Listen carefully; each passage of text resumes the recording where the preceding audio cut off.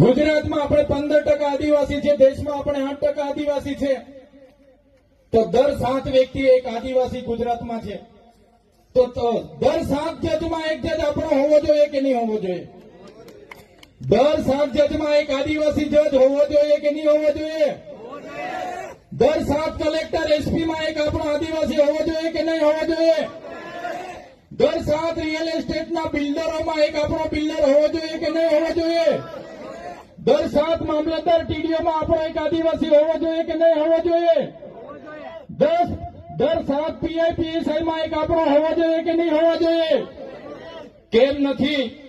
એનું ચિંતન અને મનન આપણે કરવું પડશે. કેમ કે આપણને આ લોકોએ સારા શિક્ષકો નથી આપ્યા, સારી શાળા નથી આપી. બાકી મારા યુવાનો તો એટલા હોશિયાર છે, એમને જો સારા શિક્ષક મળી જાય, એમને સારી શાળા મળતે, તો મારા યુવાનો પણ આજે આઈએસ આઈપીએસ બનીને આપણી વચ્ચે આવીને ઉભા રહેતા. રજવાડાઓ આ વિસ્તારમાં ભીલ રાજાઓના હતા. વિદેશોમાંથી અતિક્રમણોથી આક્રમણો થયા. હુણો આવ્યા, ડચ આવ્યા, અરબ આવ્યા, મુગલો આવ્યા, આર્યો આવ્યા, અંગ્રેજો આવ્યા, પોર્ટુગીઝો આવ્યા, સ્પેનિશો આવ્યા, અને ધીરે ધીરે આપણા દેશ પર ગુલામી આવી. ગુલામી માટે, આઝાદી માટે પણ આપણા પૂર્વજો લડ્યા.